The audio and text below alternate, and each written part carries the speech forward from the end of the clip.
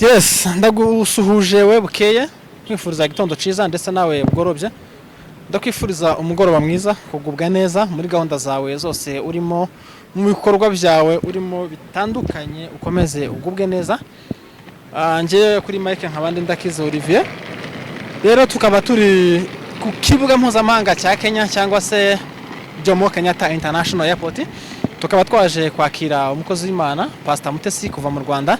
Turamutegereje ngo ahagere hanyuma dukomeze tubane namwe gatanu kuri gatanu. Murakoze INEZA Live TV, nitwa Mari Benjamin Reverend.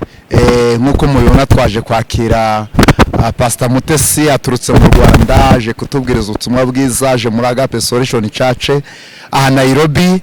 Azanye ubutumwa bwiza, abantu bitabiriye ni benshi. Turano Jomo Kenyatta, turamwiteguye kandi nkuko dusanzwe dufite umuco wo kwakira abashyitsi baza batugana muri Agape Solution Church.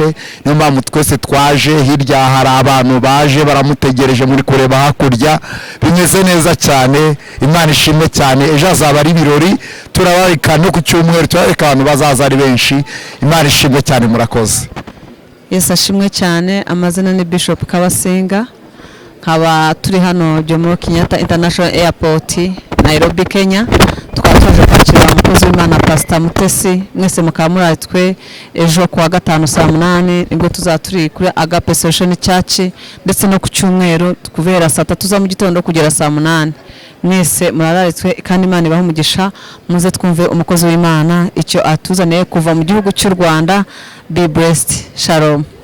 Tutiyanye rero kuri The Pastor Zenata's Wisdom na INEZA Live TV turamenyesha ko umushyitsi wacu ageze hano. Turamwishimiye cyane. Pastor Mutesi, welcome. Thank you. Urugendo rwa rumeze gute? Rumeze neza cyane. Abantu barakwishimiye cyane, abantu barakwiteguye cyane.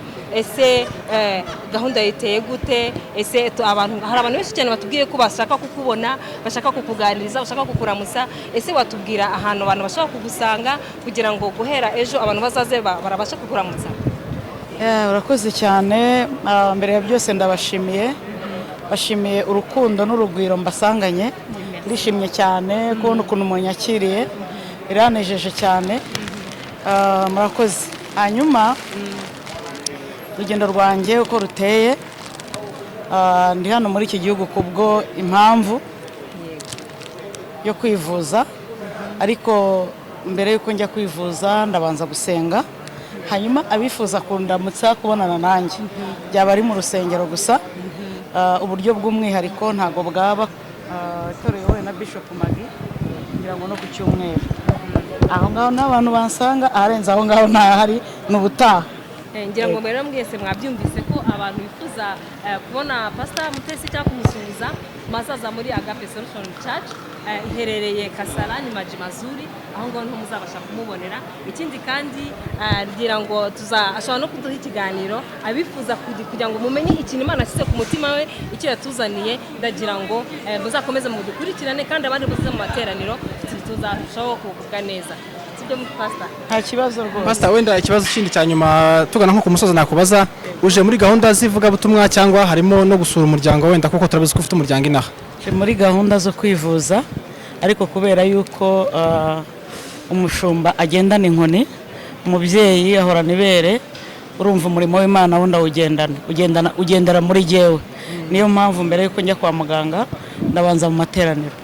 Yego, urabanza weragize Imana kugira ngo nibizakorwa hazabe harimo ukuboko kw'Imana. N'ubutumwa bwiza, mvuga n'ubutumwa bwiza. Urabona nubwo ndwaye ariko mbasha kuvuga ko Yesu ari umwami.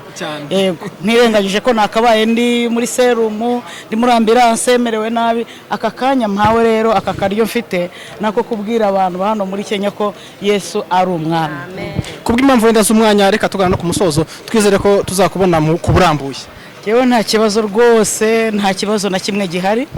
Umunwa nturarwara, n'umutima ni muzima, kandi umuriro w'ijoro ndimo. Urabona utano Jomo Kenyatta? Se ari nkawe wahabona gute? Reba ukuntu mwampobera, ukuntu mwanyakiriye, mbese urumva byandenze. Ndishimye cyane. Yego, turakwakiriye kandi n'Imana yo mu ijuru ikomeze ibane nawe. Murakoze cyane. Imana ibahe umugisha.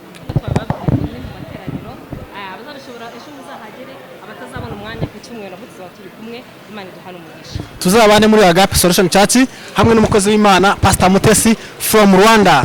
twakwishimiye cyane. murakoze cyane. Uzi ukuntu tubivuga mu ndimi zacu? Twaguhawe. Ko numva ari urw'iwacu se. Twaguhawe uku nyine twakwishimiye cyane.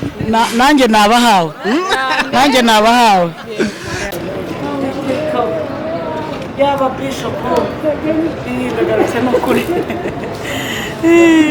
Murakoze cyane.